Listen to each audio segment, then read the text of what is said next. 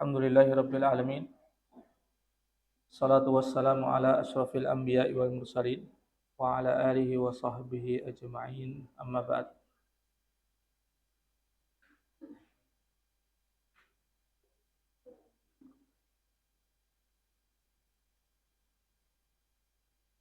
Alhamdulillah kita melanjutkan pembacaan Umdatul Ahkam. Sekarang yang akan kita baca bab tentang iddah ya.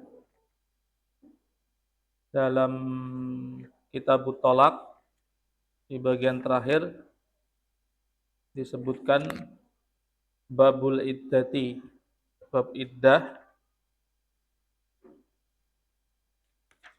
Ada berapa? 4 hadis.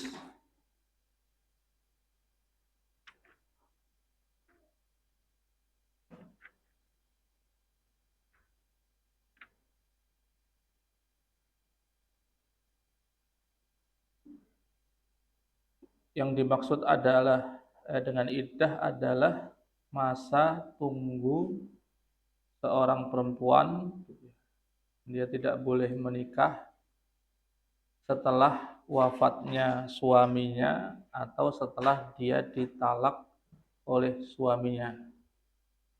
Benar nggak ini rumusnya?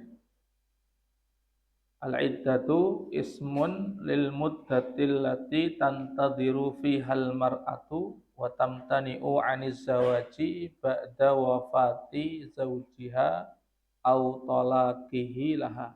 Di kitab saya penjelasannya iddah itu masa atau sebutan untuk masa di mana perempuan itu nunggu tidak boleh menikah setelah dia ditinggal meninggal oleh atau setelah suaminya meninggal atau setelah dia ditolak oleh suaminya. Itu bahasa iddah. Kok bisa hidup, Pak? Ini kalau mati lagi berarti doanya nggak manjur.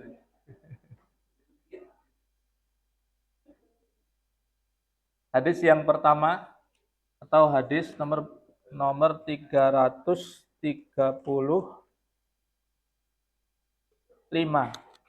Ya, 335. Nomornya beda nggak apa-apa. Nggak dosa.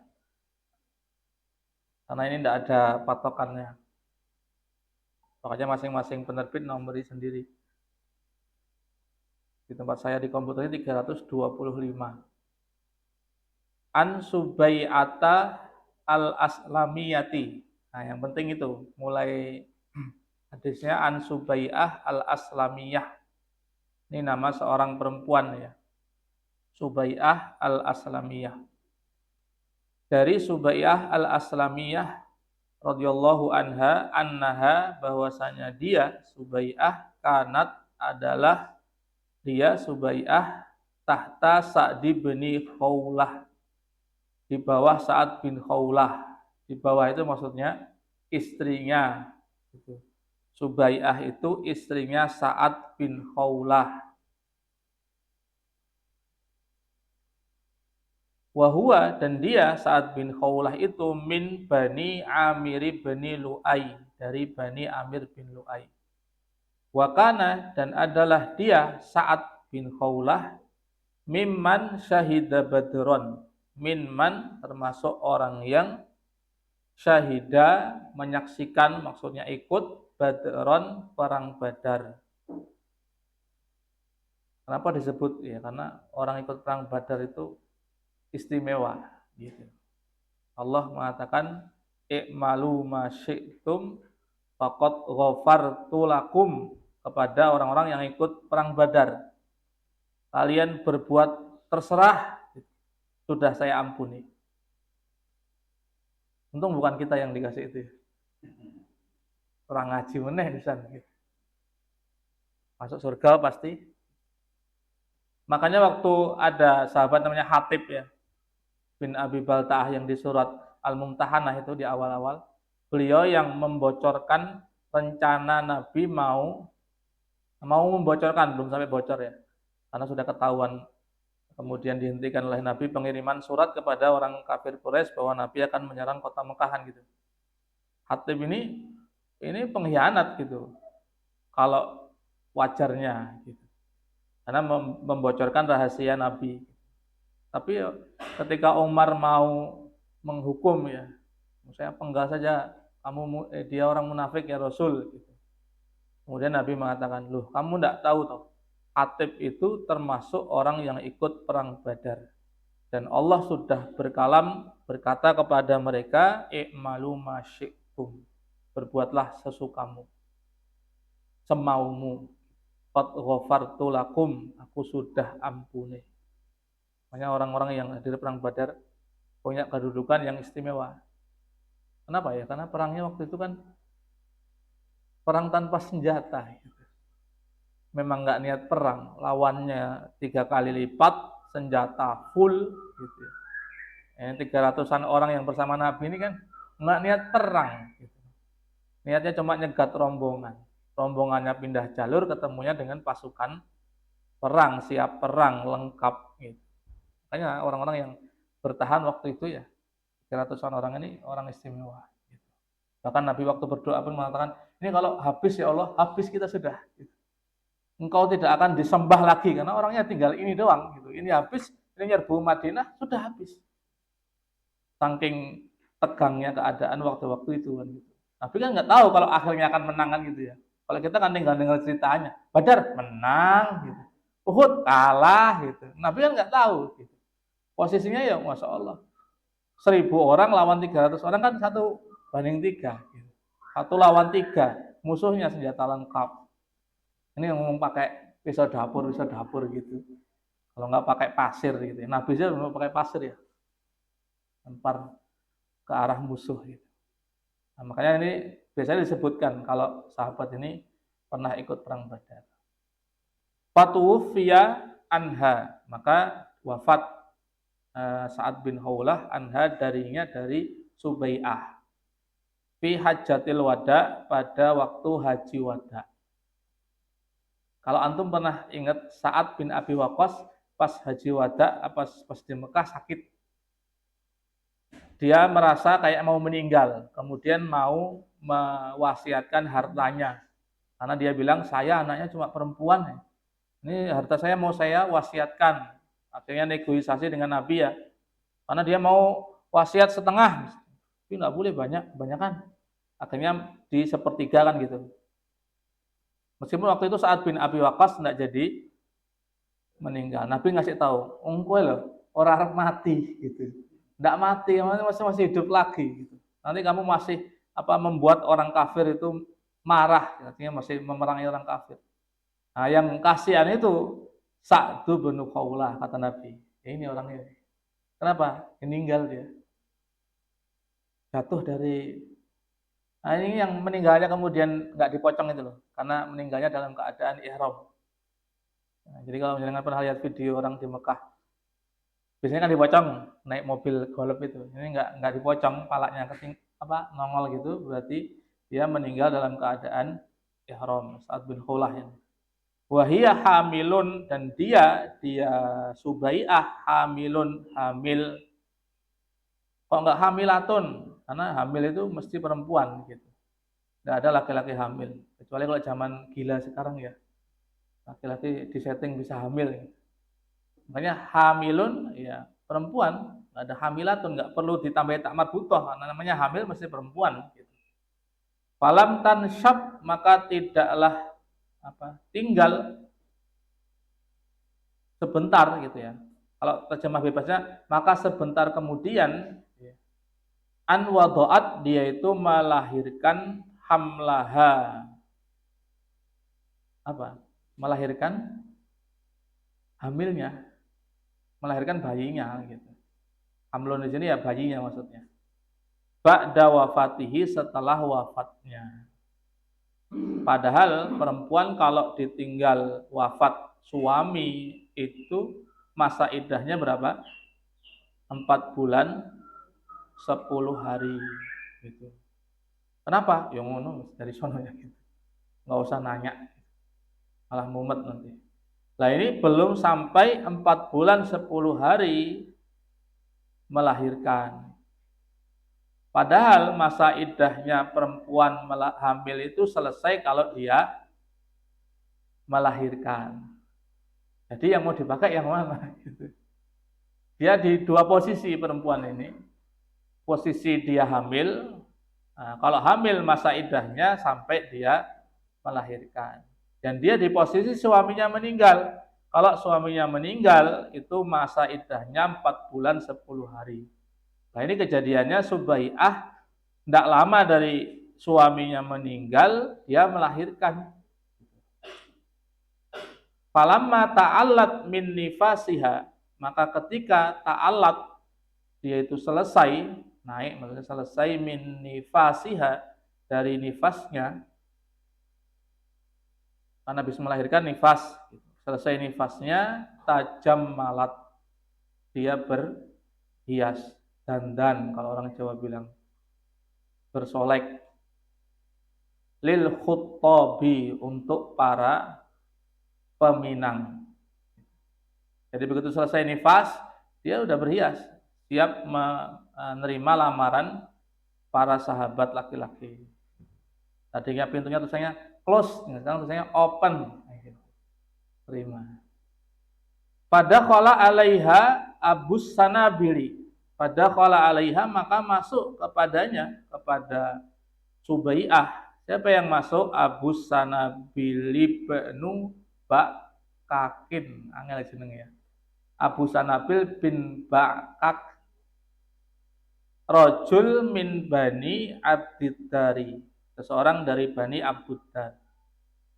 Faqala laha, berkata kepadanya, kepada Subai'ah, mali aroka, mali aroki mutajammilatan, mali, kenapa aku, aroki, aku melihatmu, mutajammilatan, berhias. Jadi bahasa gampangnya ya, kok sudah dandan cantik gitu. Kan baru berapa hari, ya gitu misalnya. Kan masa iddahmu itu 4 bulan 10 hari, masih lama. La'allaki turajjina lin nikah. La'allaki, barangkali engkau, turajjina, engkau berharap, lin nikahi, untuk menikah. Pengen nikah toh? Apa wis oleh? Wallahi, demi Allah, ma anti, tidaklah engkau, binakihin, menikah. Ini Anda terjemahkan apa? Hatta, sampai yamurro alaiki, lewat padamu, atasmu, arba'atu ashhurin wa ashrun, sampai lewat padamu 4 bulan 10 hari. Jadi siapa tadi? Abu Sanabil ini pegangannya kepada arba'ata ashuri wa asro, gitu ya, 4 bulan 10 hari. Subai'ah, perempuannya ini, berpegangan kepada wa ulatul ahmali ajaluhunna an yadhna hamlahun. Orang hamil itu masa iddahnya selesai kalau sudah melahirkan. Cuman saya tidak tahu kenapa laki-laki ini apa saudaranya apa ngapa kok ngurusi urusan orang ini. Orang mau nikah seneng kok, direpot ya.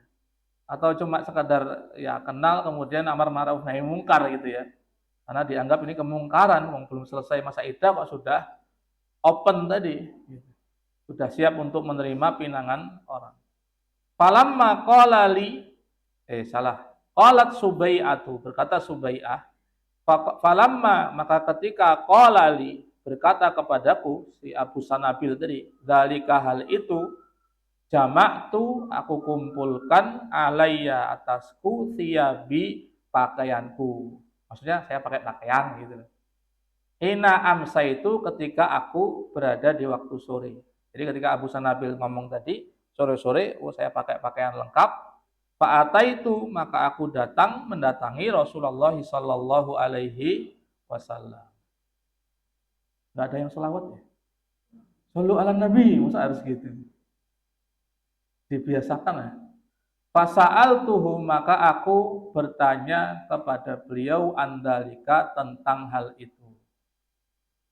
Jadi saya itu tadi sudah buka lamaran, karena saya sudah melahirkan, sudah selesai nifas.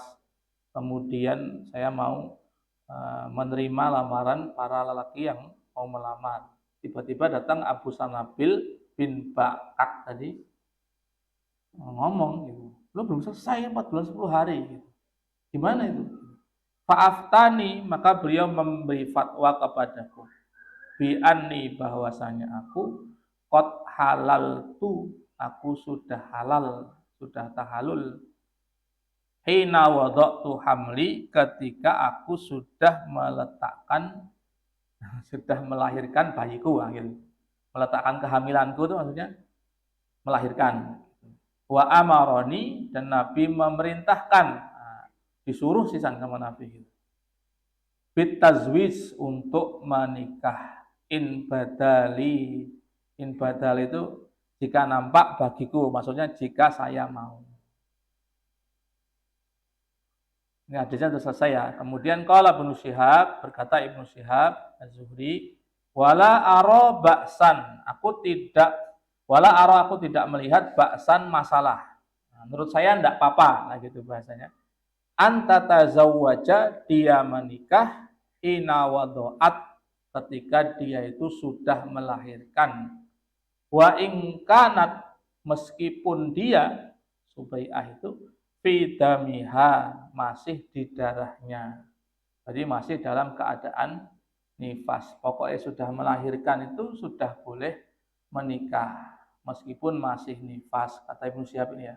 Ghaira, hanya saja, annahu, bahwasanya layak robuha, tidak mendekatinya, zaujuha, suaminya. Mendekati itu maksudnya mendatangi, menggauli. Dekat-dekat duduk jejer tok gitu ya enggak apa-apa. Ini bahasa kinayah ya, tidak mendekatinya suaminya, maksudnya tidak boleh mendatangi. Hatta tatahuro, sampai dia suci. Bahkan bukan cuma sampai dia suci ya, sampai dia suci dan bersuci, mandi.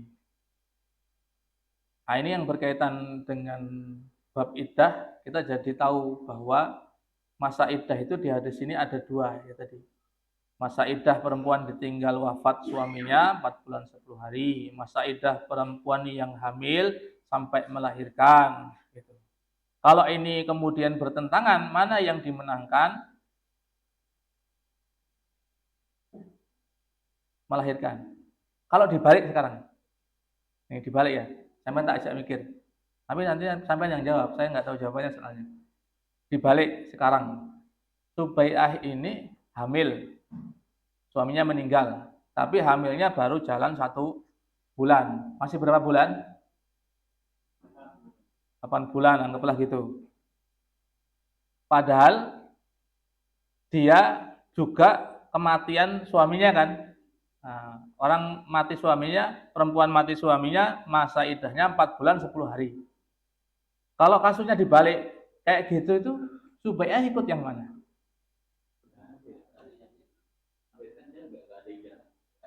Melahirkan, berarti masih 8 bulan lagi.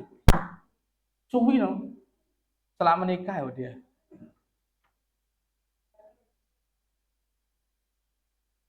Gimana? Sini juga nggak disebut.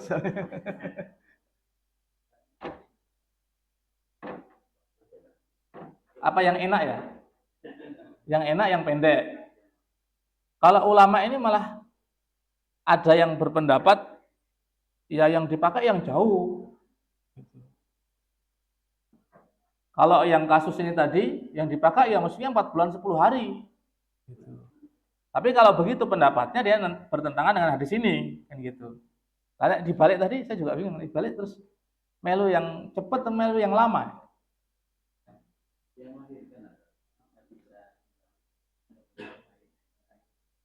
Tetap nunggu melahirkan. Kuat yang masa iddah perempuan melahirkan ya? Benar. Kenapa coba?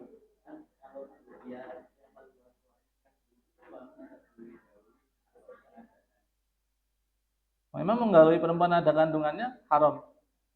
Kan nggak mungkin campur anaknya. Bisa kecampuran sama air yang baru, ya enggak bisa lah. Engko dadi mirip bapake sing dhisik karo bapake sing keri gitu ya. PR ya, nanti tolong digooglekan itu. Kalau lebih panjang yang hamil apa melahirkannya, ikut yang melahirkan apa ikut yang 4 bulan 10 hari. Kalau ikut yang melahirkan berarti lebih panjang.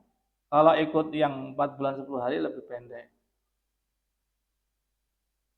Ini serius nanya, bukan ngetes, bukan.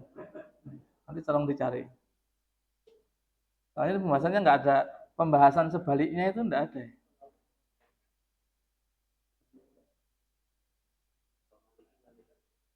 Melahirkan, pokoknya melahirkan. Maliki. Selainnya nggak sebut. Oh gitu.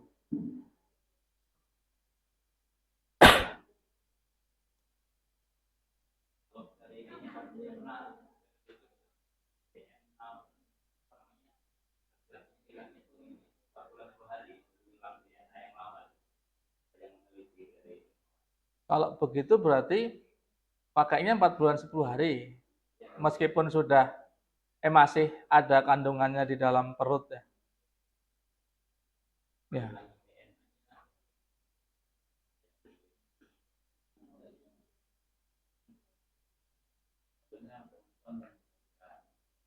Bi anna wad'ul hamli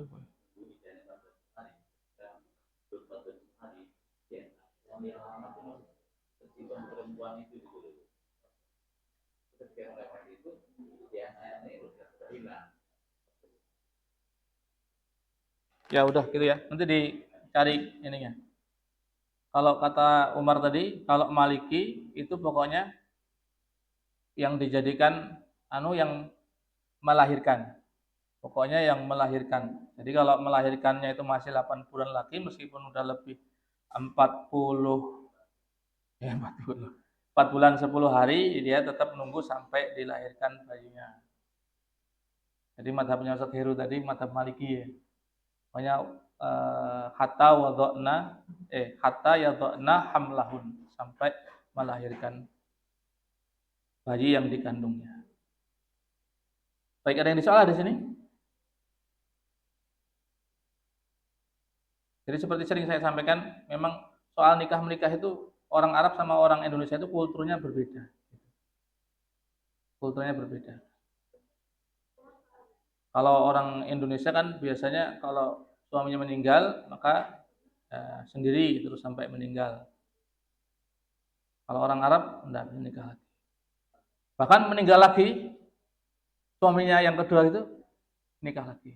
Kalau semua yang kedua ini yang ketiga nikah lagi. Kalau itu kan kayak orang Indonesia beda banget soal itu. Termasuk aib. Termasuk poligami. Padahal ya sah-sah saja. Indonesia ini kadang-kadang error. Nggih.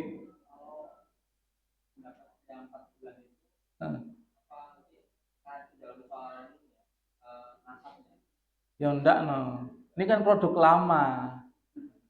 Seperti saya bilang tadi loh, apa bisa dia campur dengan air suami yang baru kan enggak loh.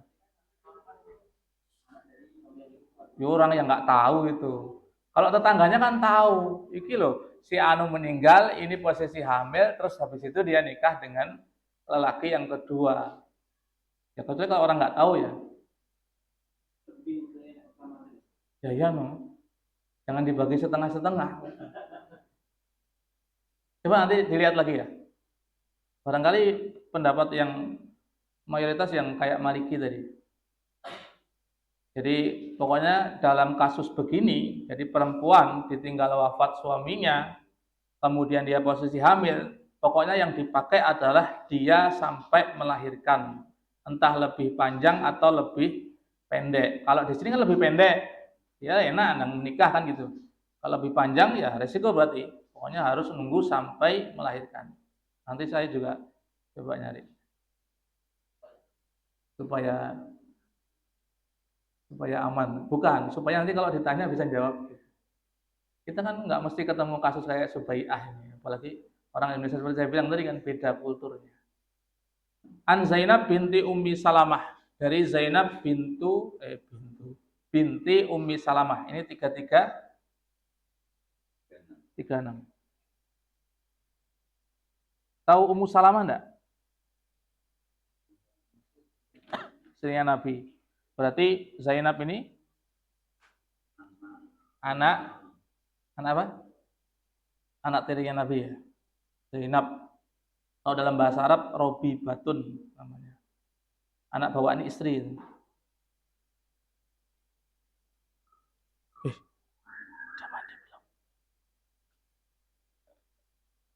Qalat, ini berkata Zainab ya, tufiya hamimun li ummi habibata. Tufiya wafat hamimun. Hamimun itu kerabat.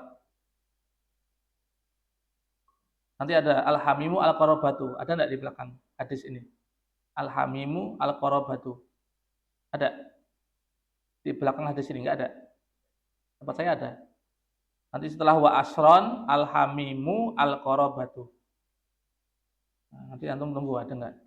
Padaat tufiya hamimun ya, kerabat. Kerabat di sini bapak kalau kasus ini ya.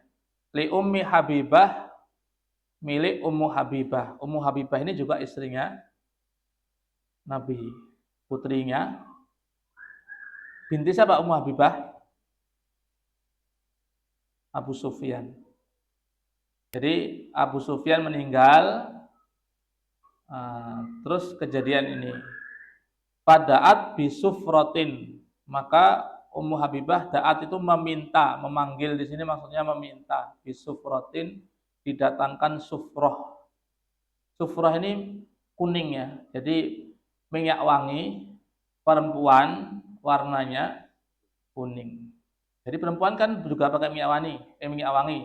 Minyak wanginya perempuan itu warnanya cerah, jelas, tapi baunya samar, soft, nah gitu. Tapi kalau minyak wanginya laki-laki itu warnanya tidak merah, tidak kuning, tapi baunya semerbak wangi. Nah saja kalau perempuan, ya kalau wangi banget tidak boleh keluar rumah dalam keadaan wangi-wangi. Suruh bersihkan dulu baru boleh keluar. Tidak seperti sekarang.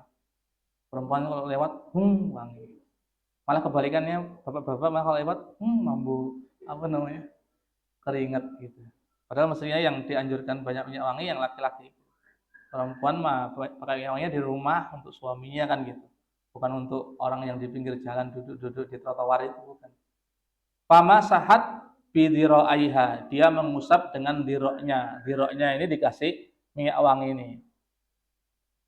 Untuk apa itu? Untuk membatalkan ininya loh, berkabungnya itu loh. Kalau orang nanti istilahnya ihdat ya, ada nanti hadisnya. Orang kalau ditinggal mati suaminya kan boleh berkabung sampai tadi 4 bulan 10 hari. Dia nggak berhias, nggak pakai minyak wangi, nggak mandi misalnya gitu ya. Kalau selain suami itu tidak boleh lebih dari berapa hari? 3 hari. Maka setelah lewat 3 hari, Ummu Habibah tadi, lewat 3 hari dari meninggal bapaknya, Ummu Habibah itu membatalkan berkabungnya tadi dengan memakai minyak wangi.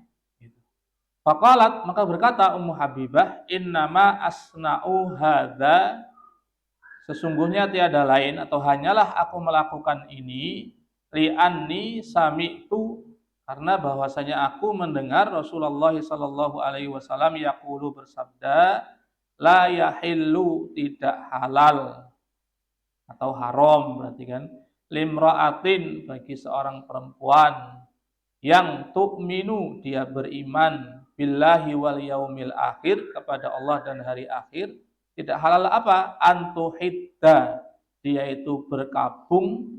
Benar nggak terjemahnya istilahnya berkabung? Terjemahan apa Pak terjemahnya? Yang pegang terjemahan.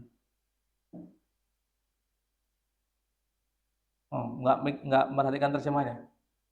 Kasih kawannya aja. Suruh lihat terjemahnya. Oke, kita lanjutkan dulu aja. Kita baca Arabnya dulu. Antuhidda, bahwasanya dia berkabung ala mayyitin, atas mayit, fauqa salatin, lebih dari 3 hari, illa, kecuali ala zaujin, atas suami. Kalau yang meninggal suami, boleh berkabungnya arba'ata asyhurin wa asron. Sama dengan masa iddah tadi, 4 bulan 10 hari. Terus al-hamimu al-qarabatu. Ada gitu enggak? Oh, enggak ada. Elek berarti enggak ada. Elek itu pun diunang-unangku elek. Hamim qarabah ya. Nah, hamim itu kerabat. Wala yas'alu hamimun hamima di Al-Qur'an ya. Kerabat dekat itu tidak akan menanyakan tentang kerabatnya. Kenapa? Ngurusi awake dhewe. Nah, jadi kalau berkabung tadi benar nggak terjemahnya? Ihdad atau tuhidda atau ihdad masdarnya ya. Itu adalah perempuan yang sedang masa iddah tadi itu menahan diri dari pakai perhiasan, berhias, bersolek gitu, berdandan. Itu namanya ihdad berkabung. Nah, kalau perempuan ditinggal mati kerabatnya boleh melakukan perkabungan tadi ya. Jadi meninggalkan perhiasan, meninggalkan tidak dandan lah bahasa Jawa tempat saya. Itu selama 3 hari saja. Bapaknya meninggal misalnya, Abu Sufyan ini meninggal, kemudian Ummu Habibah berkabung 3 hari. Setelah itu diambil tadi, ambil minyak wangi kemudian ditaruh di tangan beliau untuk membatalkan ihdadnya atau berkabungnya. Makanya beliau bilang, saya cuma melakukan ini tak toleti minyak wangi tangan saya ini biar saya ini sudah nggak berkabung berarti. Gitu. Karena Nabi melarang perempuan ditinggal mati kerabatnya berkabung lebih dari 3 hari kecuali kalau yang meninggal itu adalah suaminya. Kalau suaminya boleh boleh sedih-sedihan itu sampai 4 bulan 10 hari. Ada yang disoal nih?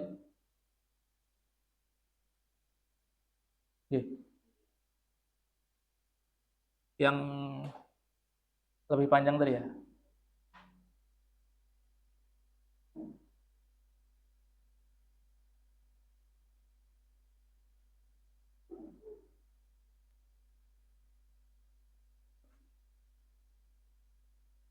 Oh, nggak disebutin anunya ya?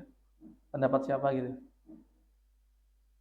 Jadi kalau di sini dikatakan yang dipakai patokan perempuan hamil tadi ya, dan perempuan ditinggal suaminya wafat bareng tadi, itu yang dipakai adalah hadisnya tadi, Subai'ah. Pokoknya lahir bayinya. Meskipun suaminya itu kata HP ini, meskipun suaminya itu meninggalnya di bulan kedua setelah hamil. Berarti umur kandungan baru 2 bulan meninggal, ya dia harus nunggu 7 bulan kurang lebih baru selesai masa iddahnya. Atau sebaliknya, dia melahirkan kandungannya itu setelah 1 jam suaminya wafat, itu dia sudah boleh menikah. Jadi 1 jam kemudian dia akad nikah dengan laki-laki yang lain misalnya ya. Kalau orang Indonesia saya yakin nggak ada yang kayak gitu. Takut diomongin tetangganya. Gitu. Mesti nunggu nantilah hasil itu patut gitu. Nah itu tetap boleh. Gitu. Jadi patokannya di sini dikatakan yang patokannya itu lahir. Karena beliau mengatakan karena keluar janin atau bayi itu menunjukkan bersihnya rahim. Dan itu bersihnya rahim atau membersihkan rahim ini termasuk hikmah di antara hikmah yang paling besar disyariatkannya masa iddah. Di antara hikmah besar, paling besar disyariatkan masa iddah itu adalah untuk bara'atur rahmi, untuk membersihkan, memastikan bersihnya rahim. Meskipun kalau dipikir ya, bersihnya rahim itu cukup dengan haid sekali sudah selesai. Ya enggak? Kalau dia sudah haid kan berarti rahimnya sudah positif, kosong. Masa dia nanti bisa hamil belum ada yang datangin kan nggak mungkin.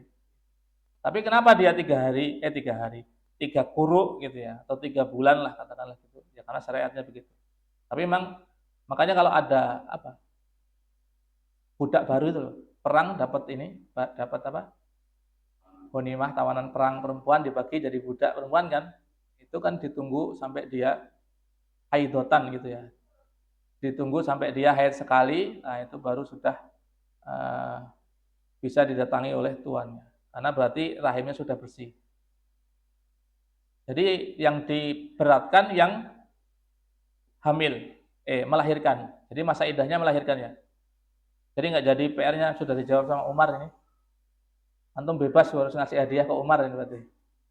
Jadi kalau dia meskipun lebih panjang tetap nunggu sampai lahir bayinya. Oke, jazakallahu khairan. Jam berapa ini? Setengah 12. Sudah waktunya ya? Insyaallah kita lanjutkan bulan depan. Insyaallah. Mudah-mudahan kita diberikan umur panjang. Amin ya rabbal alamin. Rabbana taqabbal minna innaka antas samiul alim wa tub alaina innaka antat tawwabur rahim. Walhamdulillahi rabbil alamin. Silakan kalau Anda meninggalkan tempat terlebih dahulu. Subhanakallahumma bihamdika asyhadu an la ilaha illa anta astaghfiruka wa atubu ilaik.